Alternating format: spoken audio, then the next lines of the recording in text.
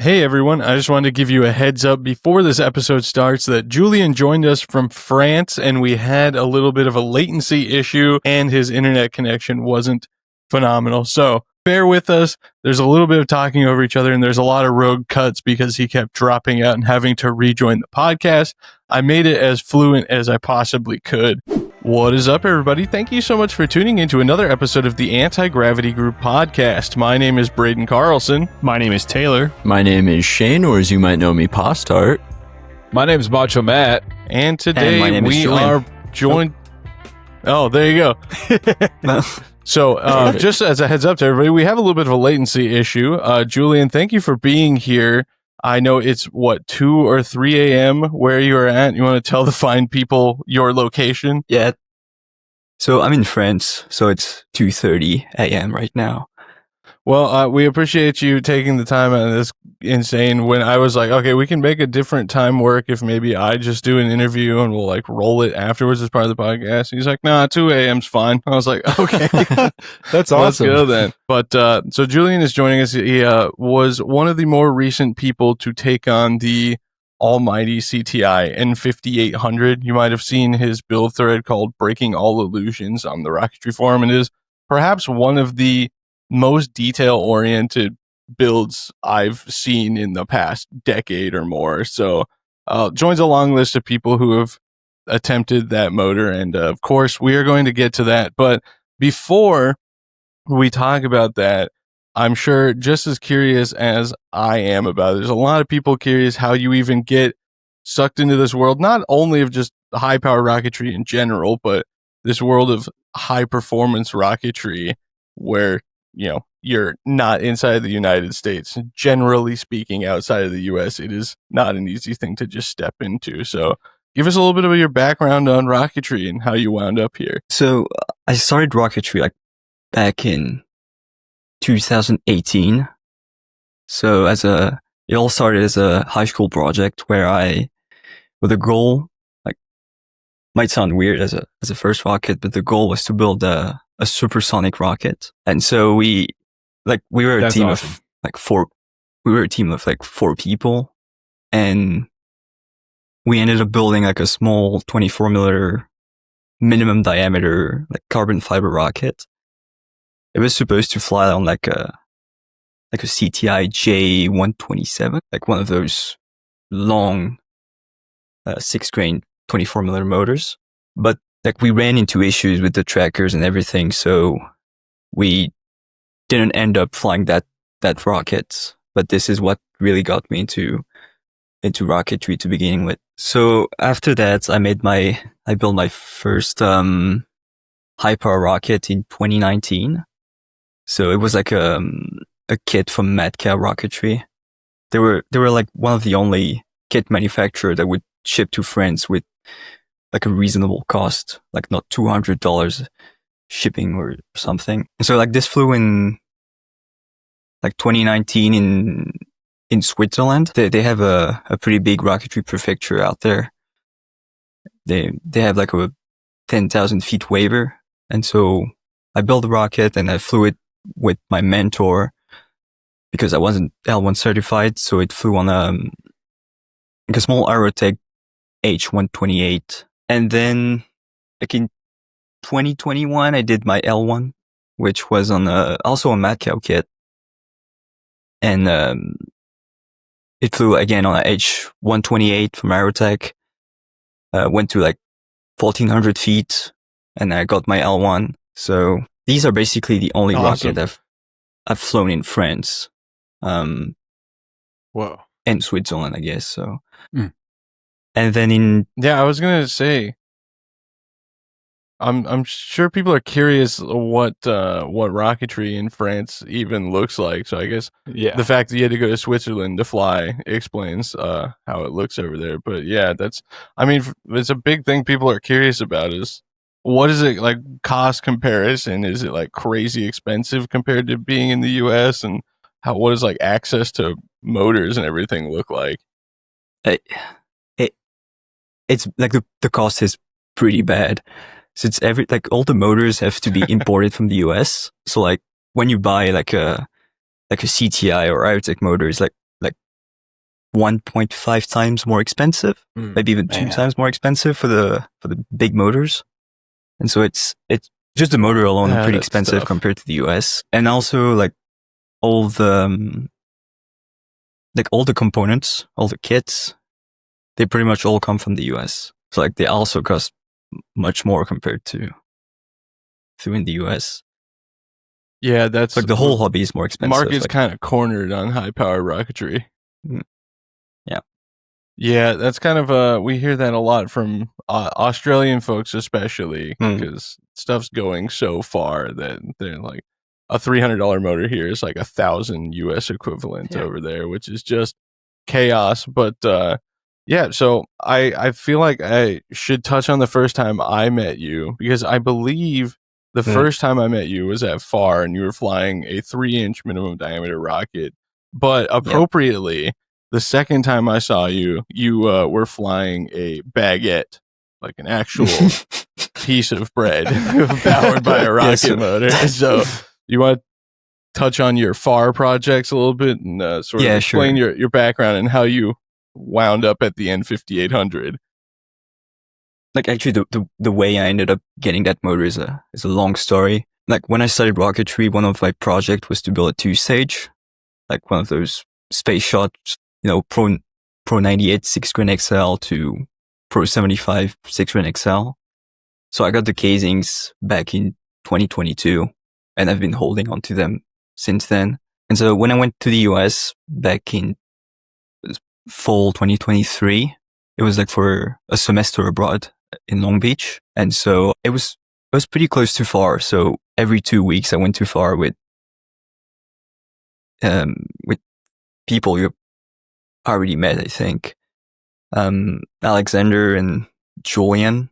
I think you've met them at FAR before. But yeah, we're familiar. Yeah. And so first rocket I've flown there was a like 3-inch minimum diameter, full like on a CTI L1350, and then again on a Aerotech M650. So that was like the first big high power motor I've launched. Being at FAR made it much easier to get. For those who aren't familiar, FAR operates yeah. FAR kind of operates outside of the world of certifications because they're not. I don't know if they're still technically a NAR club, but they're not a Tripoli prefecture anymore. You don't have to be certified to fly a high power motor. It's kind of the same as if you just got your own waiver. So that's how he was flying M's for those who aren't familiar with that concept. But yeah, so I believe one or more of your projects had names in reference to initial D, correct? Yeah. Yeah. That's awesome. That's awesome. Super cool. So yeah, that was Gas, which is like the name of one of the Eurobeat songs. So that I was trying to remember the name of the composer. I used to be in a Facebook group about Initial D and just like cars in general, and the guy who wrote it was in the Facebook group, and people just like hyped him up. It was crazy. Yes, but so that rocket, Gas, like the name. Sorry. The name is I chose it based on what the rocket was supposed to do. So the goal was basically to reach Mach 3 as low as possible. So it was like a RCS 5-grain EMK with 7 grains of propellant inside. So it was like 5 grains of Prop X and 2 grains of Blue Thunder. And That's like insane. it was simming to like Mach 3 at 1,500 feet or something. Like it was something stupid in the swim. And it actually held together like the whole flight, but it was ballistic. So and was the that nice thing about I was about to ask if that was your first venture into the 3D printed aluminum fin cans. Yeah, that was the first printed fin can I designed and flew. It inspired from other printed fin cans from 2EN. They've been at balls multiple times, attempting a space shot, and they've been doing like aluminum and titanium printed fin cans. And so I took inspiration from that and designed my own. But yeah, it was the first time I've flown printed fin cans. So, I think people are probably most interested in the N5800 project, so we're gonna kind of just let you give us the full expose on this. Give us all the details. I know actually you were talking about the source of your N5800 was a little bit of a weird story. We almost interrupted this project from happening because when that guy listed that motor, we were like, "Oh, that is a crazy deal. We think we should probably buy that." And we ended up not doing it. It was a pretty good deal. I'm glad. Yeah, it was a pretty good deal. So someone was selling when I was in the US, someone was selling a 5800 already assembled, and it was listed as, I think it was half MSRP, just like $800 instead of $1,600. Yeah. So I hesitated for a bit and then just decided to purchase it just to keep it, in case I wanted to do something with it at some point. Right. Well, and this was the one that it was like missing the nozzle and stuff as well, right? Yeah. Yeah. So that is the one that we, on the rocketry forum that popped up, that we were like, ooh, but we were kind of sketched out about how it was put together. And we were right to hesitate, I guess. You were very right. Yeah. So the motor was put into storage for like basically a year. So, and then when we got it out of storage, the forward grain was like almost out of the liner. So like, if the grains were properly bonded to the liners, this is not something that should have happened. So we did a bit more digging. So we removed the bonded forward insulator of the motor, and basically all the grains slid out of the liner. Like they weren't, they just weren't bonded to the properly. Like this, I think. What was it glued with? I think it was just white glue. That is crazy. Because doesn't the N5800 come with the adhesive kit? I don't think so. I think you have to use a Gorilla Glue or the helmet. Oh, it's just poly. Okay, yeah, interesting. Yeah, because the N1560, 03400, and a couple others come with, it's just R45. So I thought the N5800 was like that as well. But that's a crazy conclusion to just land on like the white school glue. That's insane, dude. I have pictures of the grains, and you can see like the pattern of the glue. And it's just white glue, like it's not foaming or anything. So yeah, like that. Yeah, that motor is was insane. Doomed to blow up. I'm going to pull up your rocketry forum thread because there was a picture of that in there. Correct? Yep, there is. For those who are watching here on YouTube, I'll give you a little bit of a preview. But for those just listening, I highly recommend. We're going to try and keep it from being too picture heavy here. But if you want to check out his thread, I'll put it in the description for all the streaming platforms. You can go see it. But yeah, here's the pattern of the glue. It doesn't even look like it was spread out, actually. Yeah. They just kind of like draped it in the Z pattern over the propellant grain. How hard was it to get the forward insulator out? Because that's bonded by CTI, isn't it?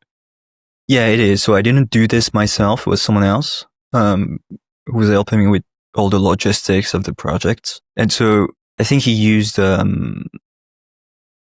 just hammered it with like a small utility blade in between the liner and the insulator until it broke off. That's crazy. And what did you do about the nozzle? So I just contacted CTI and they sent one for free. So whoa, that's crazy, dude. The fact that you even managed to get anything is kind of impressive. Yeah. Wow. That's cool. They also sent the O-rings because I think they were missing. Wow. I was given some advice with somebody I'm not going to throw under the bus or anything, but for assembling 6XL motors, because they're kind of hard to get together, and they were struggling with an N5800 actually to get the nozzle in. And they were given the advice to just hold it up and like drop it on a 2x4 to pop it in.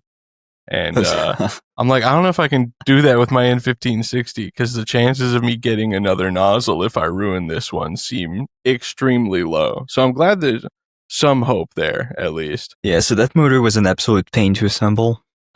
First of all, the nozzle would only fit on one side of the case. Like, on one side of the motor, it just wouldn't fit. Like, I don't know if the case was undersized or the nozzle was oversized, but just didn't fit. Second Even with the problem we ran O-ring into, out? even with the O-ring, it just wouldn't fit. That's crazy. Like, I don't think I took measurements, but it just wouldn't fit. Maybe the case was slightly oval or something, but that's just CTI tolerances, Yeah, I that's guess. possible. I have a snap ring case that you can only get the nozzle in on one end, but it's definitely because I let it fall over and it has a flat spot Oh. now. So I at least know the cause, but yeah. Use your air. Yeah, the CTI Ks aren't very, like, tolerance-wise and finish-wise, they aren't great. Oh, did yours come with a bunch of scratches and stuff in it? My 98 Yeah, XL also- looks yeah. like they played soccer with it on a warehouse floor. Yeah, it did. It had some scratches and stuff, but yeah, I was continue about the assembly because it was quite a pain. So we bonded the grains in the liner, placed the nozzle, placed everything inside the case vertically, just to let the glue cure and protect it in case something happened to it. And then on the first day of balls, when I tried to remove the liner and the nozzle and everything, it was stuck very well to the case. Like the whole liner, propellant, and everything was stuck to the case. So, and I had to remove the nozzle to put the O-rings on. Otherwise, it just wouldn't work. Right. And so, like, we tried putting on the closure to push the whole load out. It didn't work. Even with like 4 people and 4 strap wrench, we couldn't get it out. Then I went to, like, it was just stuck. And then I went to Tony Alcocer, who was the RSO for this rocket, and we tried again. This time with a hammer. So we just hammered it on the forward closure multiple times, and then it got the whole thing unstuck. Turns out some glue leaked in between, like the nozzle and the liner, and it glued itself to the case. Oh, man. jeez. Oh. I bet that must not have felt good to be hitting on it with a hammer. Yeah. It's a lot of money put on the line with the old rubber mallet. Dude, there's no problem that Tony Alcocer can't solve, though. That man has the answer to everything. For real. Yeah, he was very helpful on this. The second issue with the assembly was putting on the nozzle with the O-ring. Like, Yeah. we tried just Yeah, that's a pushing on it, classic. just wasn't working. So what we ended up doing was put the motor vertically, nozzle up, put the whole motor like on a piece of wood or something, because the ply is not very stable. And then we got a 2x4 over the nozzle, and then 2 people just hanged from the 2x4 and that cut the nozzle in. Dude, Luckily, it I didn't want damage the- anybody listening, if anyone listening who's assembled a 98.6XL load, I want you to write in to contact@aggpodcast.com and tell us how you got the nozzle in. Shane's 03400, there's an awesome clip of me standing above him while he holds the case on 2 boxes with bowling balls in them in the living room and a 1-inch dowel holding the top of the motor case until it finally popped the nozzle in. They are quite a chore to get in. It took us like 30 minutes and a call to Bryce Chanis in the middle. Yeah. Yeah, I called Bryce because I was like, is something wrong or is this supposed to be this big of a pain? And he's like, no, yeah, that's how they are. Just try not to rip the O-ring seal on the threads and I think there's otherwise a thread. let her have it. I think there's a thread somewhere where like Jim Jarvis made himself some sort of a tool to press the nozzle in. That sounds very on brand. That's like I think it was just like a piece of all thread with like some wood on the ends or something. I don't quite remember. It's probably like the same thing as like the nozzle removal tool that people make for graphite nozzles and snap ring stuff, where it's just like a coupler tube and then you tighten the nut on the all thread and it pulls it out.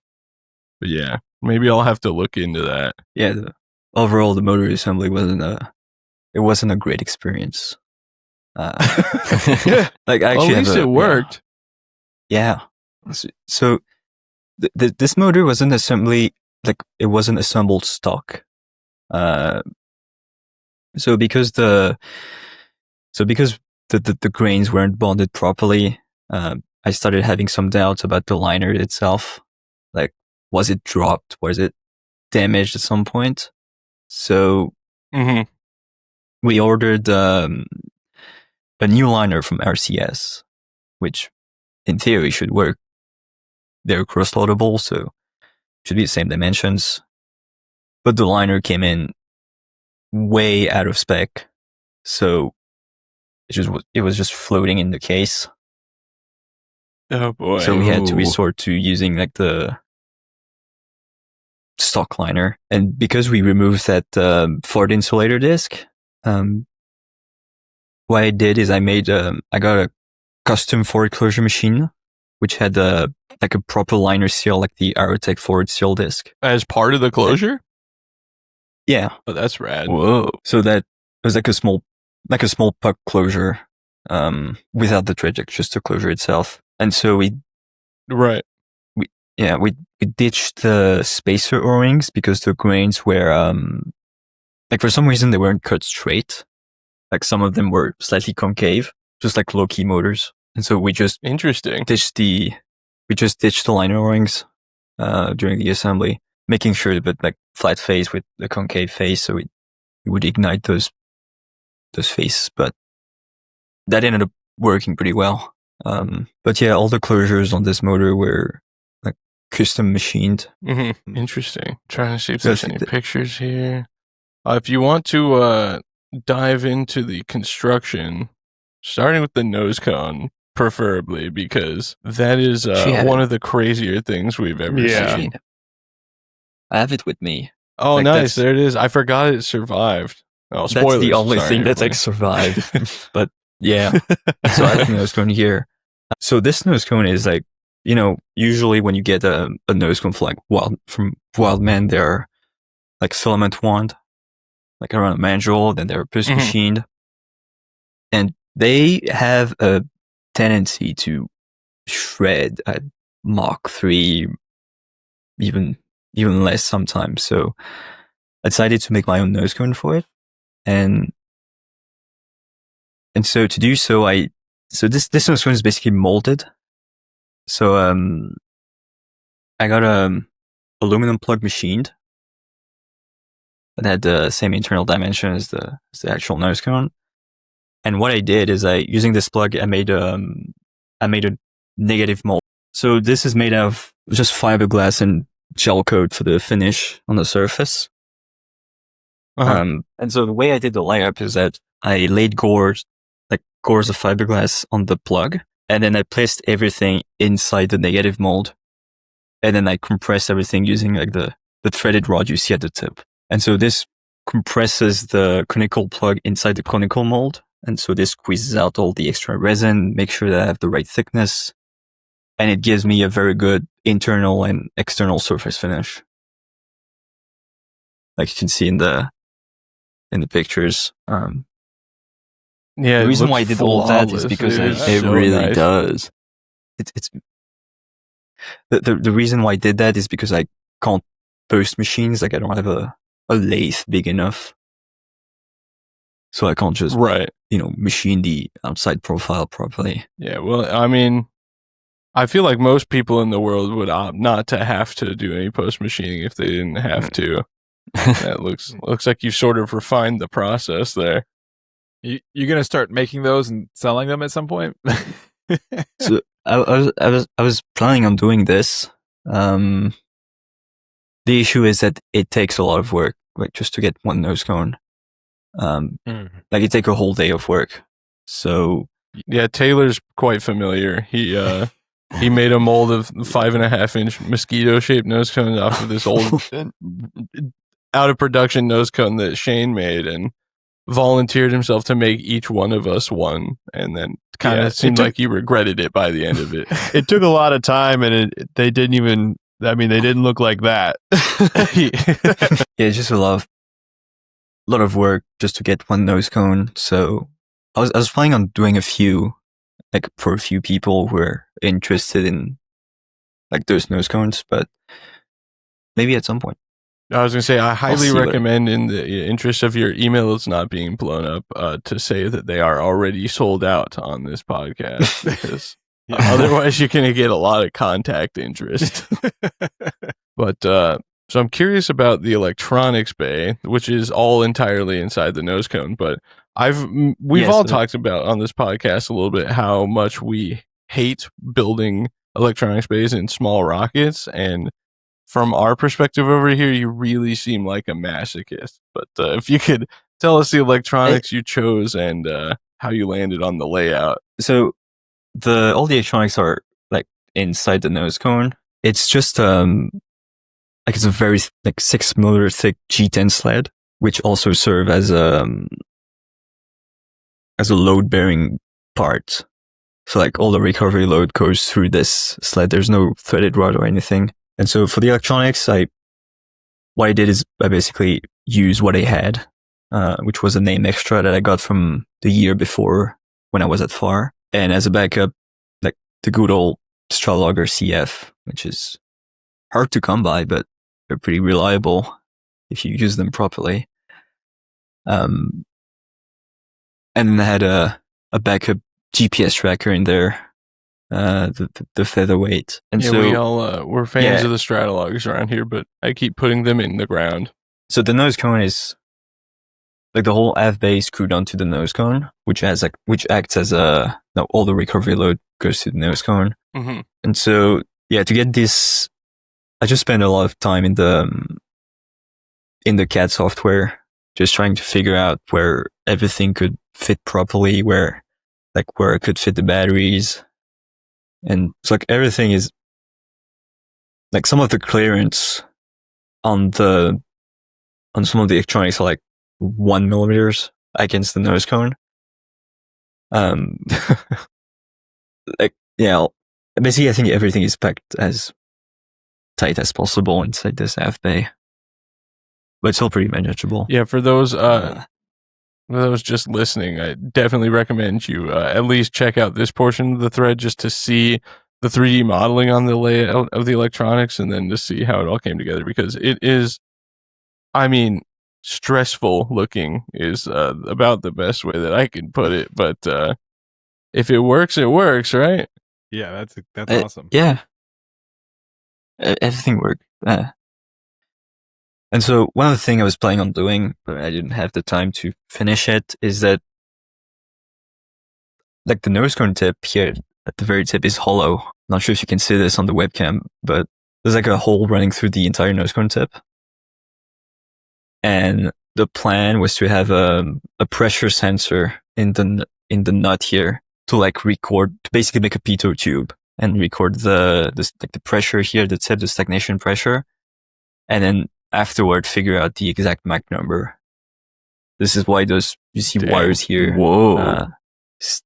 Wires here sticking out. But the small logger that I made just didn't work, so I removed it by default. That's a bummer. Yeah.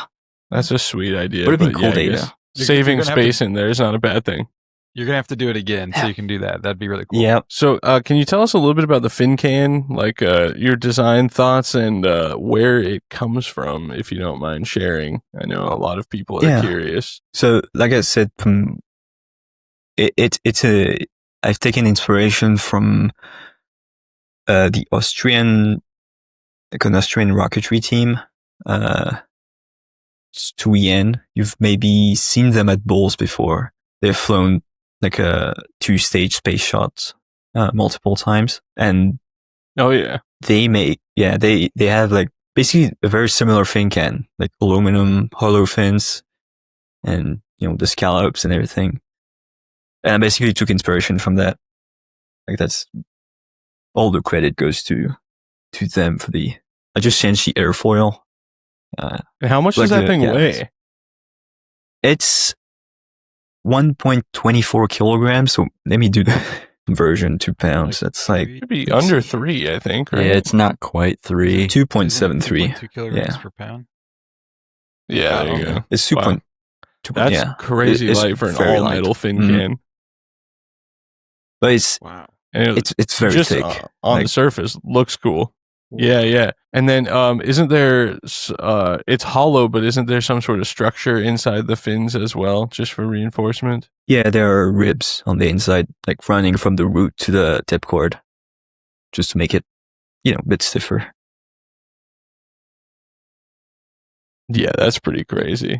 I remember go ahead, Matt. I was gonna say, silly question, but was that additive manufacturing that was done for the fin can? Like, was that or Yeah. how was that? Okay, it was additive. Wow, that's cool. Yeah, so you can, like nowadays, you can order those parts from China. Okay. This one was ordered from Craft Cloud, and so they can make basically all the parts you send them, and it's pretty reasonable Wow. in terms of price. Yeah, I remember seeing you did a couple in 54, right? Because our friend the Yeah. Boosk flew one after you Mhm. returned home, if I recall Yeah. correctly. Yep, deja vu. Yep. Yeah. More initial D references for those outside of the loop on that one. There was, I cannot remember where it was I saw it, but somebody had a rocket painted like the 86 and it had the Fujiwara Tofu Shop sticker on the side and everything. I can't remember where I saw that. I want to say it might have been at MDRA, but I was like, man, this guy's sick. Okay. Before we talk about the flight result and all the data you got from it, I'm curious, did you run into any like customs declaration issues or like TSA stuff with getting this thing here? It was surprisingly smooth. Like I had more issues on the train, like on my way to the airport, than like at the airport itself. Like, granted, there was no motors or anything, but yeah, I didn't have any issues with TSA. They did inspect it on the last stretch of the trip, but they did not break or do anything with the parts, I think. That's both impressive and like kind of concerning at the same time, right? Like, oh, that's but dude, when because I flew just with the nosecone electronics bay from my V2 once for Midwest Power, and I put magazines in my bag and I wrote them a note explaining that I know that it looks sketchy, and they didn't even open it. So I was like, oh, okay, well, guess it's a little bit easier than I thought. You hear like the horror stories of people like with black powder residue, so the whole thing gets taken away and stuff like that.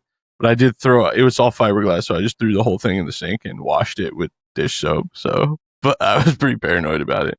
But yeah, that's pretty crazy, man. I'm glad it wasn't a pain.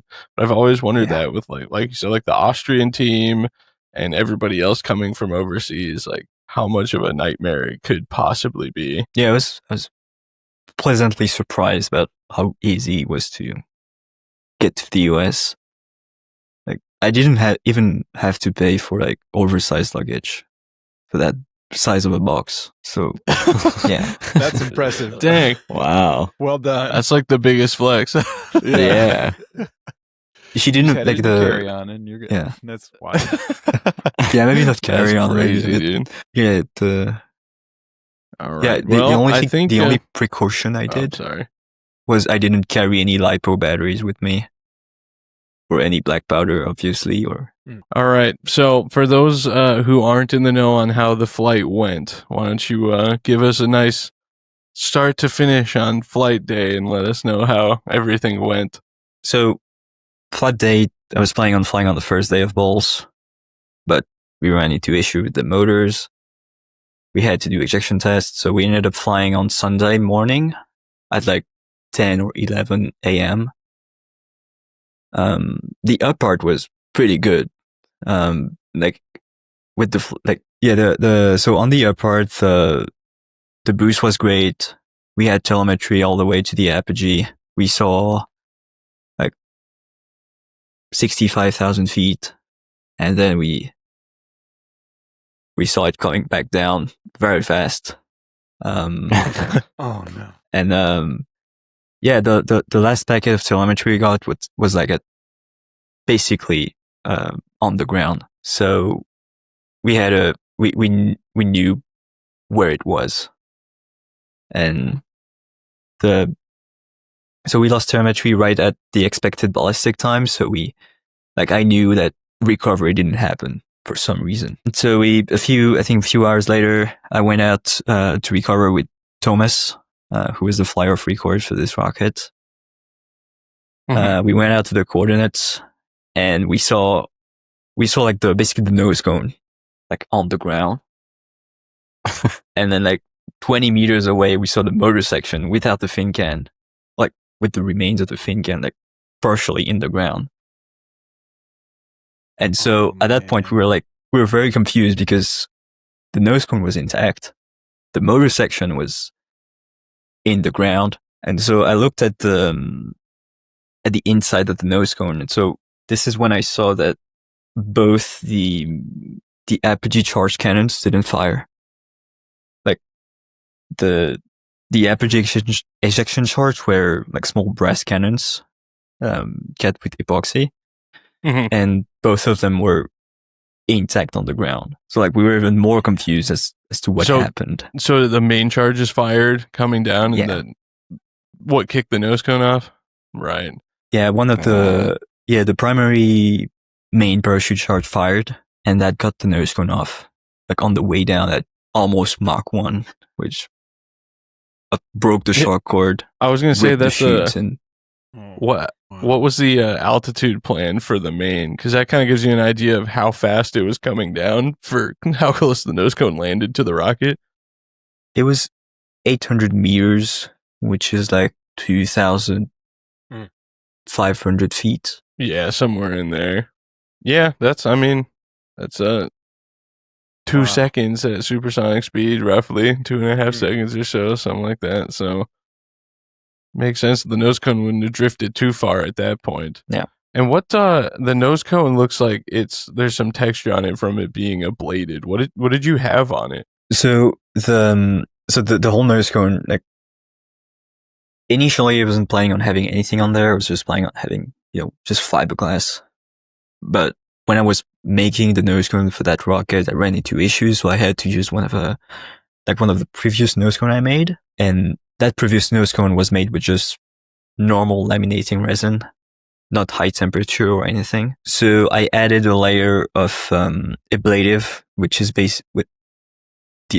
only goal was just to protect the fiberglass from, delaminating and fraying off the heating. And so it's like a mixture of What'd you use? epoxy, cork, and microballoons. Oh, gotcha. Interesting. It's like the only goal of that coating was just to prevent basically nothing on that nose cone is made with high temperature resin. And it worked just fine. So yeah, it did come in ballistic, but you got way further into the N5800 flight than most people who try. So that's it's a feat worth celebrating on its own. Yeah. So what data did you manage to recover from it? You said you saw a 65,000 foot packet. How fast did it get to? So because the nose cone was pretty much intact, all the electronics inside were fine. So I managed to get the data of the admixture. And so maximum velocity was like I actually don't remember exactly. It's like Mach 4.1 or something. Jeez. Yeah. Wow. That's Oh, God. With taking that's into pretty up account there. it's, to my knowledge, this is like the lightest N5800 rocket attempted. So, and a lot of people I'm sure have asked, but do you plan on trying again? no, not the N5800. That's fair. At least not as a single stage. Oh, okay. Now we're talking. And then so we had we put it out there on the Rocket Vlogs Discord, as well as both the Patreon for Rocket Vlogs and for the Anti-Gravity Group, to ask you questions.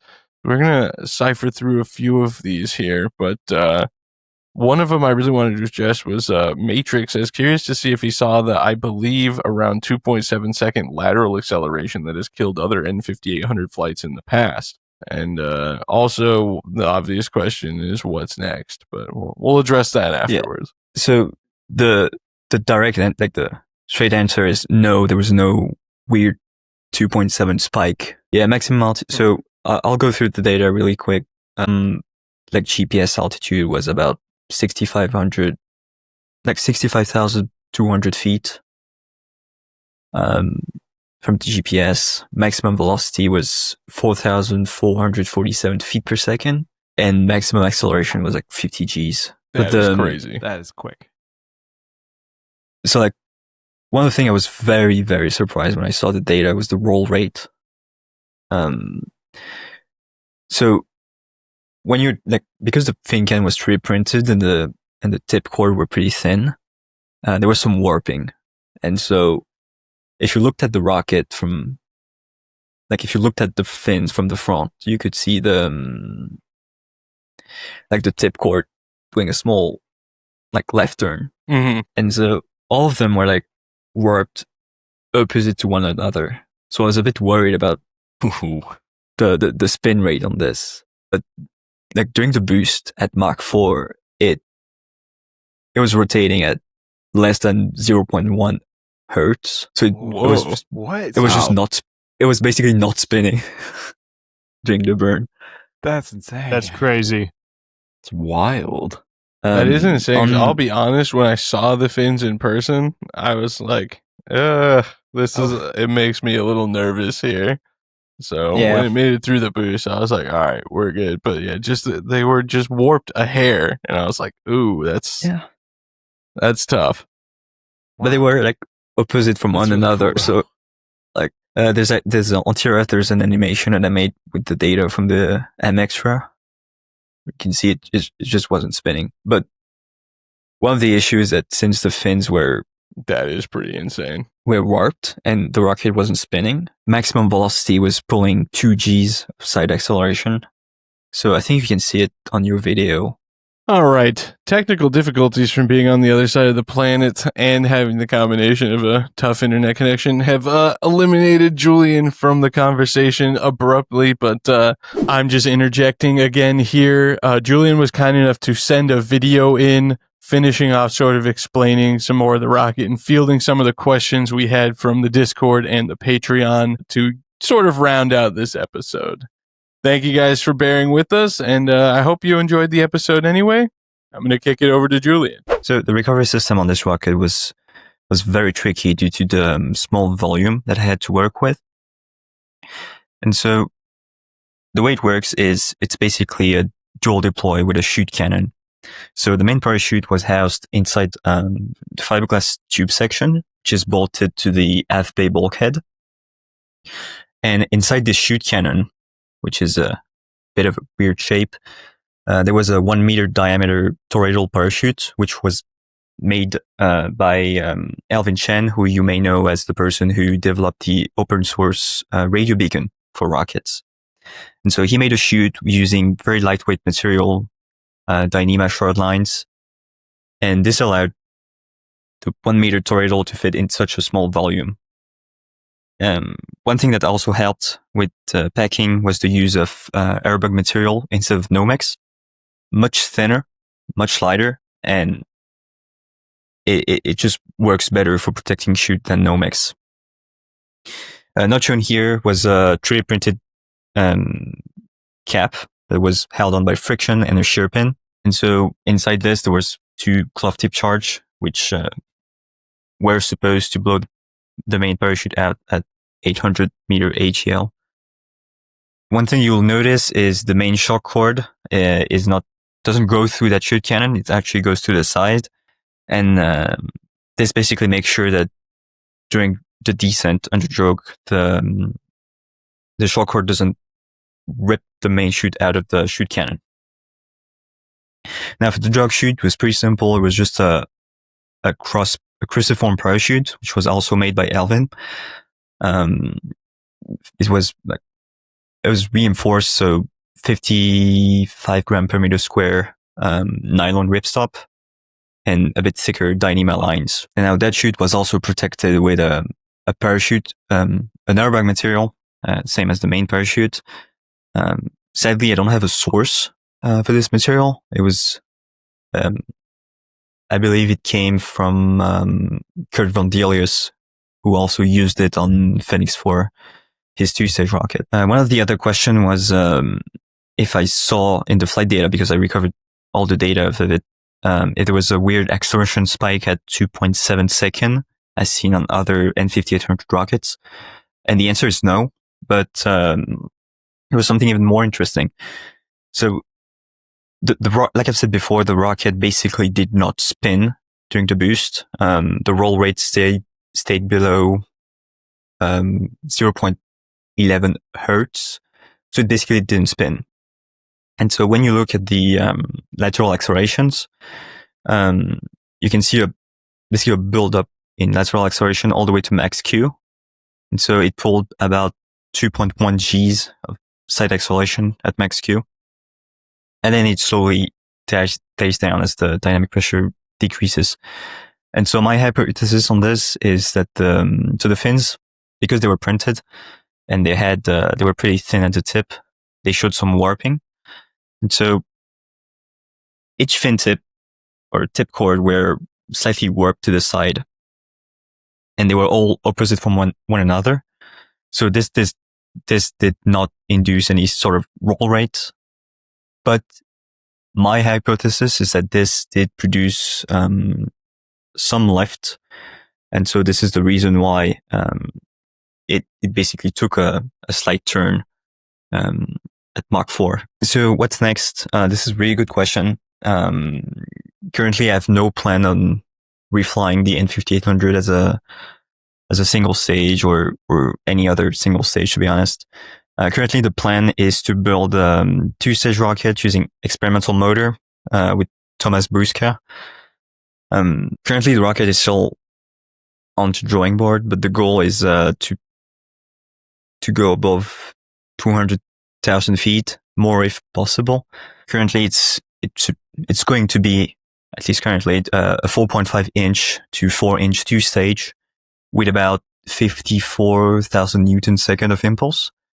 And the goal is to launch this at Bolts next year. So that rocket running in the 90s, the goal is basically to test out an architecture that will allow for lofting payloads, small 4-inch payloads all the way to space. So that will require the development of a service module, which will support the future payloads. So service module will have to provide power, telemetry, and also support all the possible future experiment. We wanted to say thank you to him for taking the time, especially at 3 a.m. to come chat with us about the rocket. We definitely recommend you go check out his rocketry forum thread, Breaking All Illusions. The link will be in the description on YouTube and anywhere you're listening to this podcast. If this episode's a little bit short, sorry about that. We did what we could, but we thought it'd be fun to talk to Julien about this project because it's pretty hardcore. So anybody want to plug anything other than Julien's thread real quick, and then we'll get out of here? My name is Braden Carlson. You can find me right here on YouTube at Rocket Vlogs, and follow me on Instagram at Rocket Vlogs Official and Facebook at Rocket Vlogs as well. And you know all the things. Send us an email to contact@aggpodcast.com with any questions or comments about the show. And I think that's all I have. Taylor. Oh, I think you. Is the internet? My name's Taylor. You can find me on YouTube at the Rocket Channel. My name's Shane. You can find me on YouTube at Postart Propulsions and on Instagram at Shane Harris Photo. My name's Matt, and you can find me right here. We are the Anti-Gravity Group. Today joined by Julien Denat from France. For most of it anyway. This is the Anti-Gravity Group podcast, and we will see you all next time. Just hear from Nigel, the Rocket Cat. Load up the professional masterpiece, you can bet on that. A launch and a chat with them is guaranteed to be a blast. It's the Anti-Gravity Group podcast. Ooh.